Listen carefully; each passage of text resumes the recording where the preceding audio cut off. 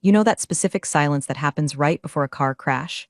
The moment when the tires lose traction, the screech hasn't started yet, and physics just takes the wheel? That's what the air conditioning sounded like in Jason's office.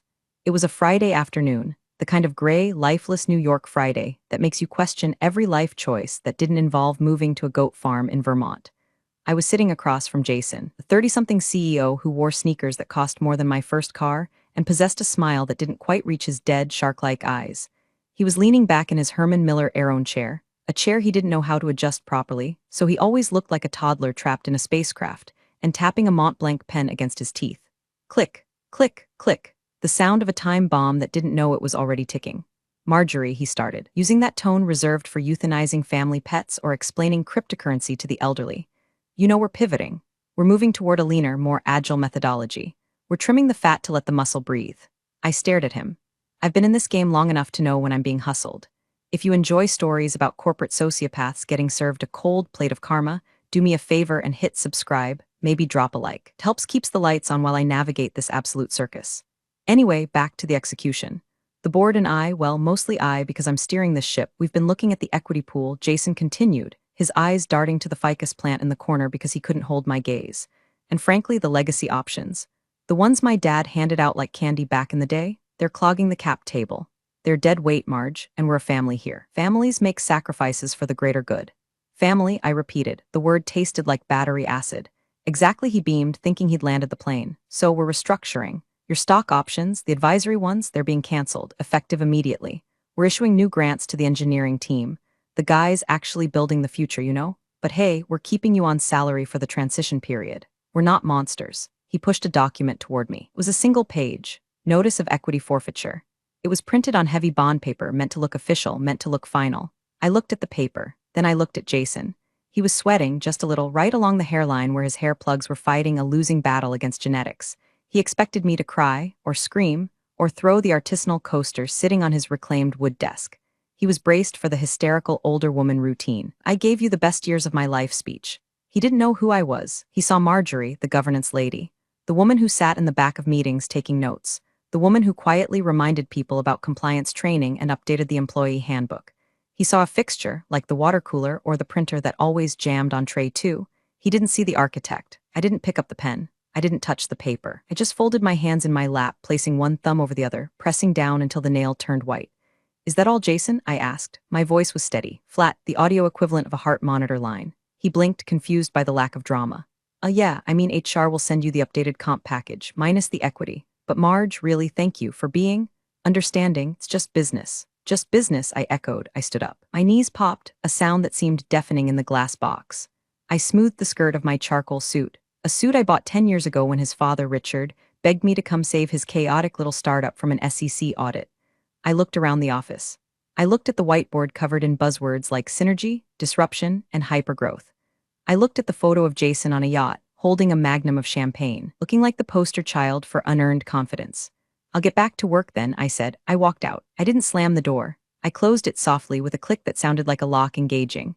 As I walked back to my desk, a small cubicle tucked away near the server room, far from the open-plan collaboration zones where the 20-somethings threw frisbees and drank kombucha, I felt a strange sensation.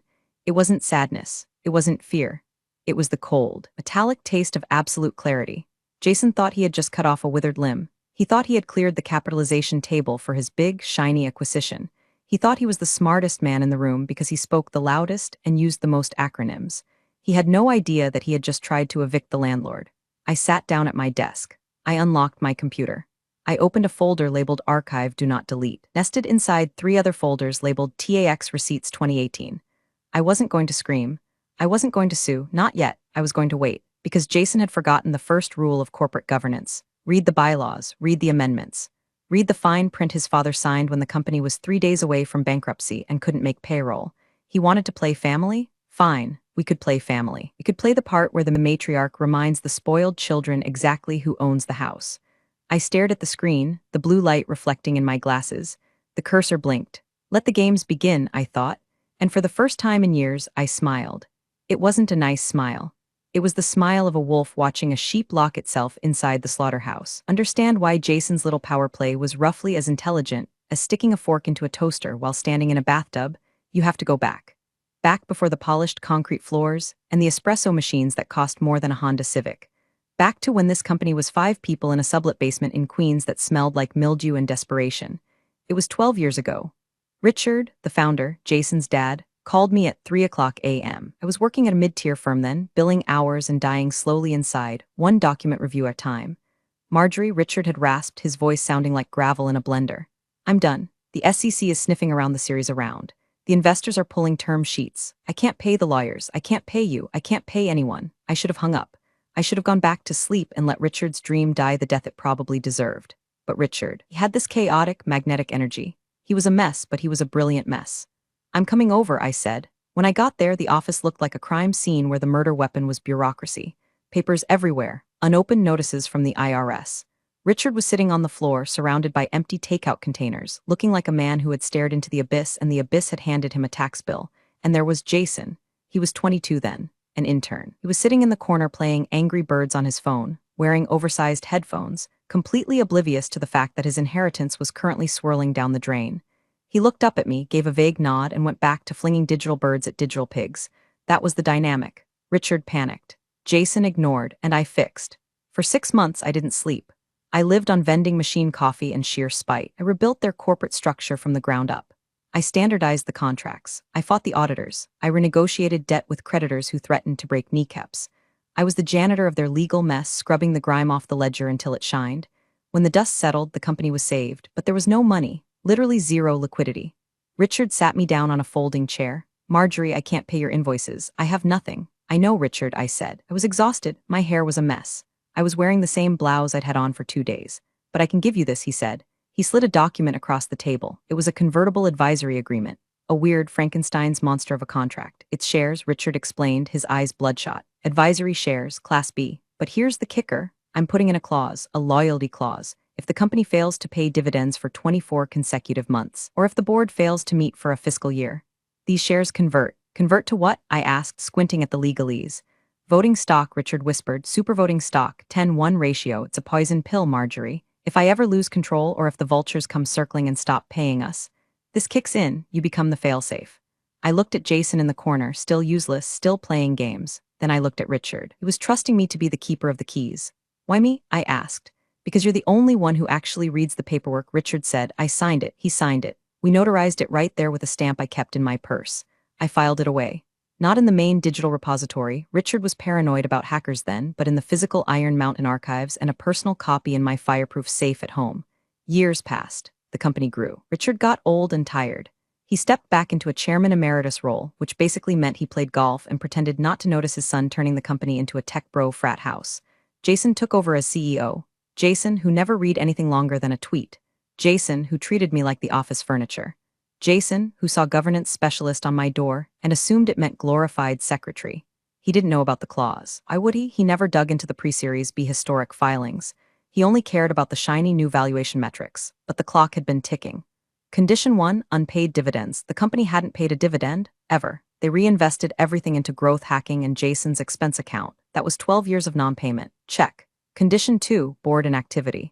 Jason hated board meetings. He thought they were stifling innovation. He had replaced formal board meetings with strategy retreats in Chalum and Aspen. Legally, those didn't count. There hadn't been a quorum-certified, minutes-recorded board meeting in 3 years. Check. The conversion had happened silently, automatically, 3 years ago. According to the piece of paper sitting in my safe, the paper yellowing slightly with age, the paper stained with a single drop of coffee from a night in 2012. I didn't just have stock options. I held 52.4% of the voting power of the entire company. And Jason, he was walking around strutting like a rooster, unaware that the fox was already sleeping in the henhouse, holding the deed to the farm. The fog of loyalty had cleared a long time ago for me. Now, all I saw were targets. Invisibility is a slow process. It doesn't happen overnight. It's like erosion. First, they stop inviting you to the strategy lunches. Then, you fall off the email threads for the high-level projects. Then, they move your desk. 6 months before Jason called me into his office to cancel my options, they moved me. I used to be next to the executive suite, strategic location. I could hear the hum of decisions being made.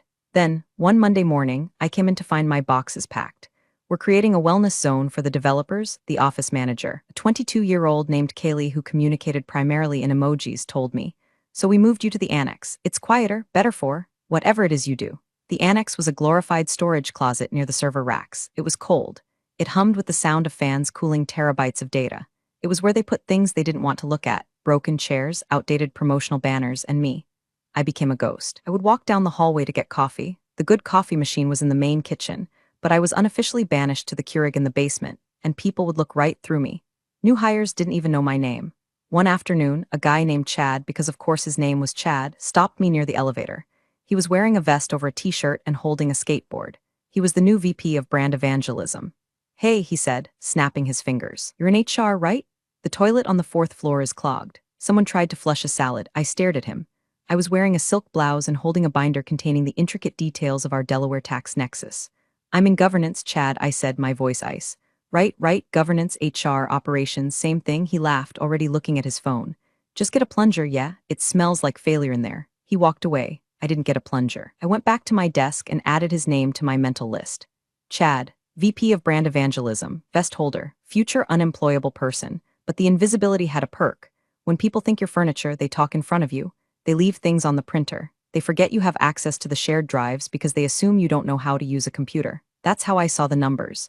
Jason was ramping up for the sale, the big exit. Rumors were flying about a $400 million acquisition by a massive conglomerate, Omnicorp, not their real name, but close enough.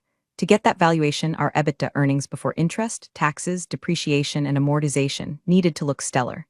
But it wasn't stellar. It was mediocre, so Jason was getting creative. I watched the files update in real time on the server.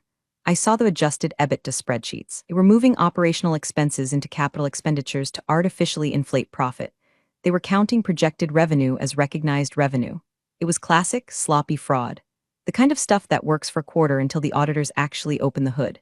I sat in my cold corner by the servers, wrapped in a pashmina scarf, watching the digital trail of lies grow. "You're getting sloppy, Jason," I whispered to the screen. He was cutting corners on compliance. He was ignoring GDPR regulations. He was skipping the board approvals for major spending, approvals that technically needed my signature, though he thought he didn't need anyone's permission. Every day I saved a copy, every altered invoice, every sketchy email thread where he told the CFO to make the numbers work or I'll find someone who can. The cost of my invisibility was high. My pride was bruised. My professional identity was erased. I was the crazy lady in the basement to these people. But the return on investment, it was going to be astronomical. While they were playing ping pong and drinking nitro brew coffee upstairs, planning how to spend their millions, I was building a dossier. I was constructing a coffin, nail by nail, document by document.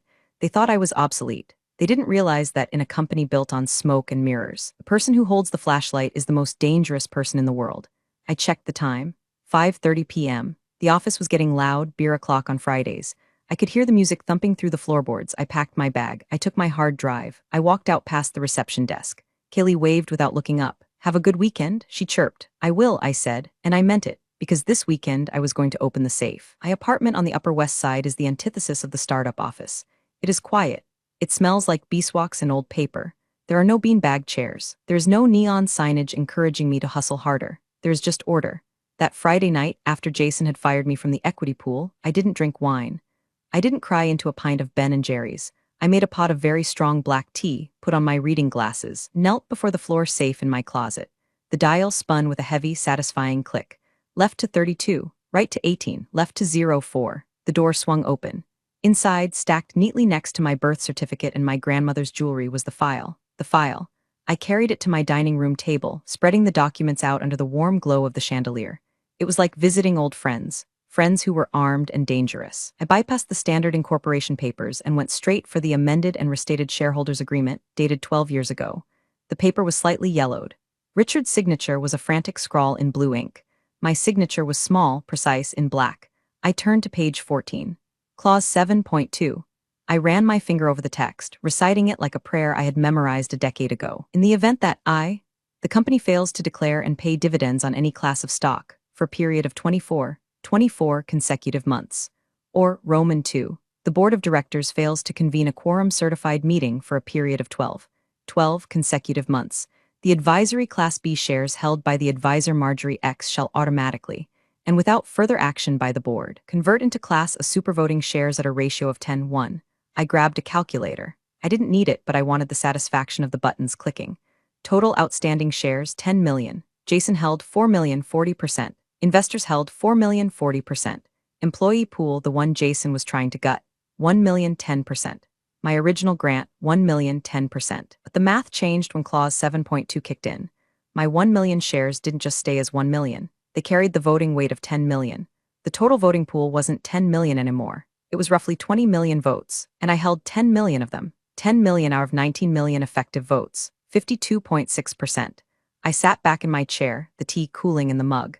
Jason thought he had canceled my options. You can't cancel stock that has already vested, converted, and legally metamorphosed into a controlling interest. He could stop issuing future grants. He could fire me as an employee, but he couldn't fire me as the majority shareholder, not without a shareholder vote. And he couldn't win a shareholder vote because I was the vote. I looked at the date on the conversion clause. The trigger date was 3 years ago. For 3 years, I had been the silent owner of the company. I had let Jason play CEO. I had let him buy his Herman Miller chair. I had let him hire Chad the skateboarder. I had let him think he was a god. Why? Because loyalty is a hard habit to break. Because Richard was my friend and Jason was his son, and I kept hoping, foolishly, that Jason would grow up, that he would learn, that he would eventually respect the machinery that kept his engine running. But today he tried to erase me. He tried to steal the equity I had earned by bleeding for this company when he was still in diapers. He broke the social contract, so I was going to enforce the legal one. I pulled out a fresh legal pad. I picked up my pen. I started drafting, not a resignation letter. I was drafting a motion to intervene. I needed to time this perfectly.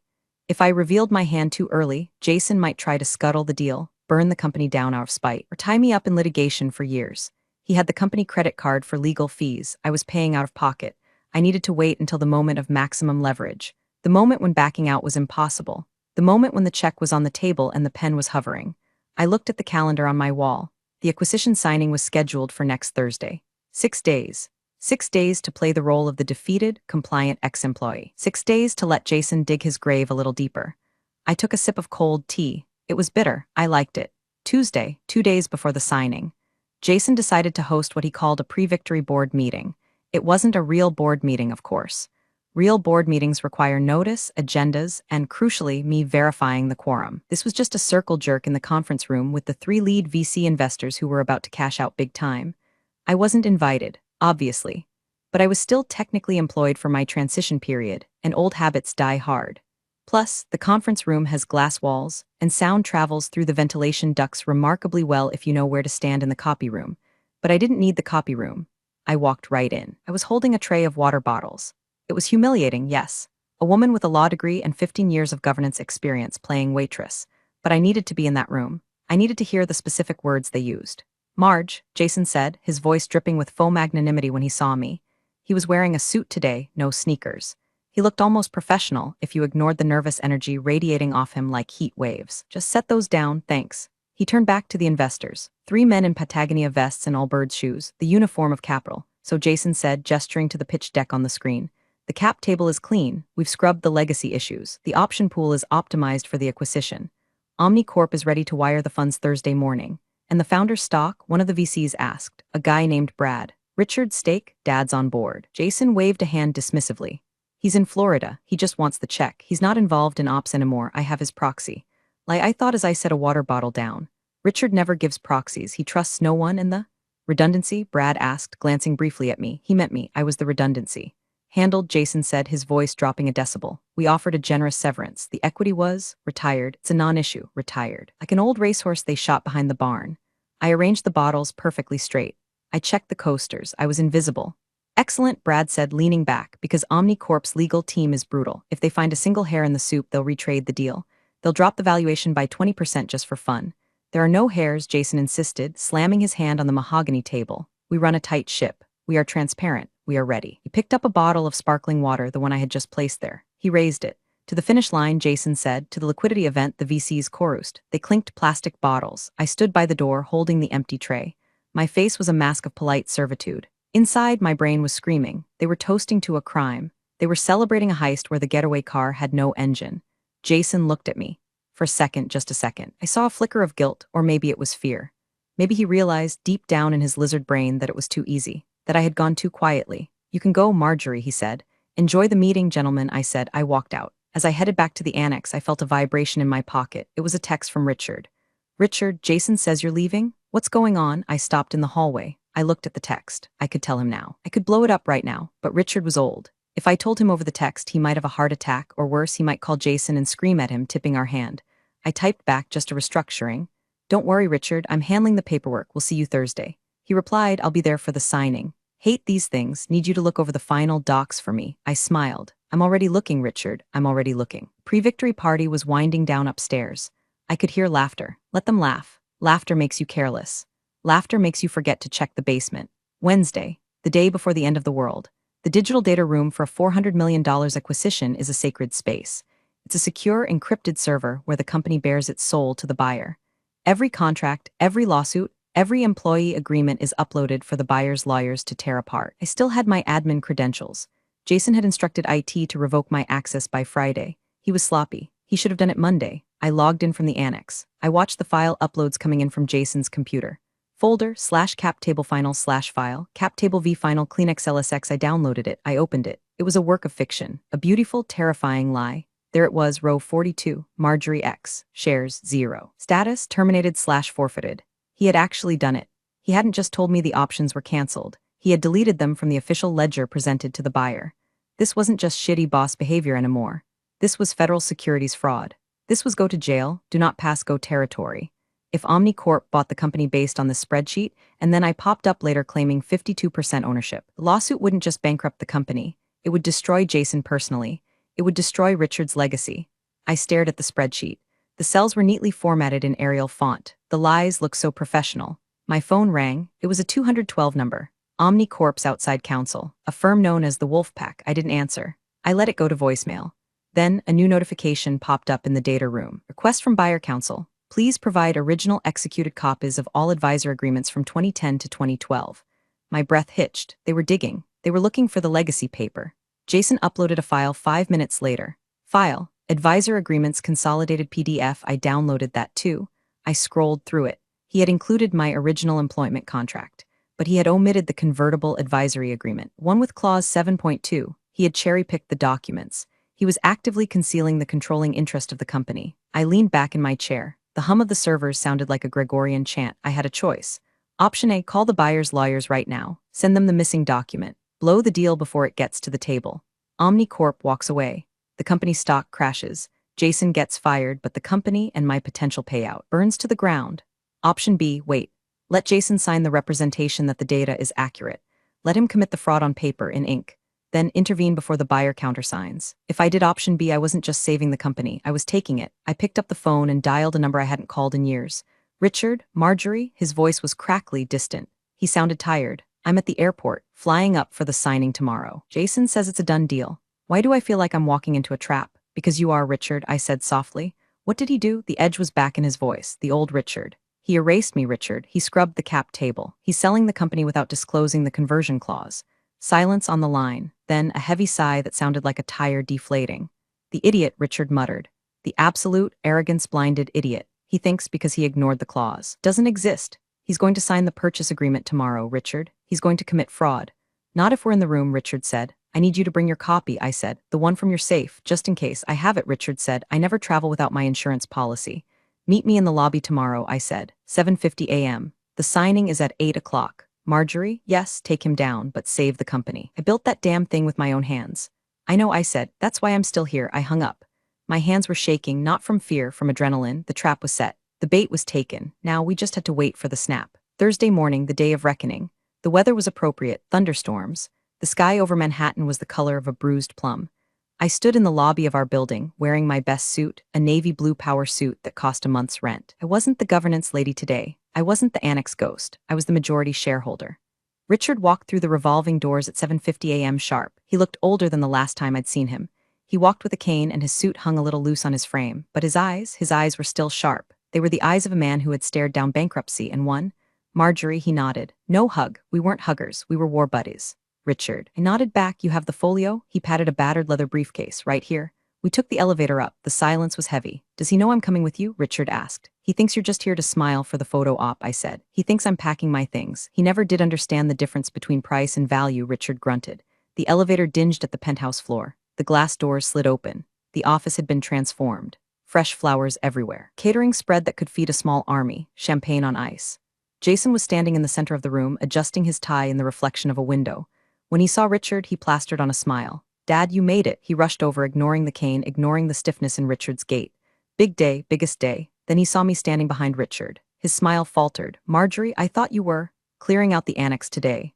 "I am," I said calmly. "Just wanted to say goodbye to your father." Jason checked his Rolex. "Okay, well, make it quick. The OmniCorp team is arriving in 10 minutes. We need the room clear of non-essentials, non-essentials." Richard gripped his cane tighter. I saw his knuckles turn white. He looked at his son, this boy he had raised, this boy he had handed a company to, and he saw the emptiness. "Jason," Richard said, his voice low. "Did you review the cap table with Marjorie?" "Dad, stop." Jason rolled his eyes. "It's handled. The lawyers signed off. Stop micromanaging. This is my deal. I built this value. You polished the value," Richard corrected. "You didn't build the foundation."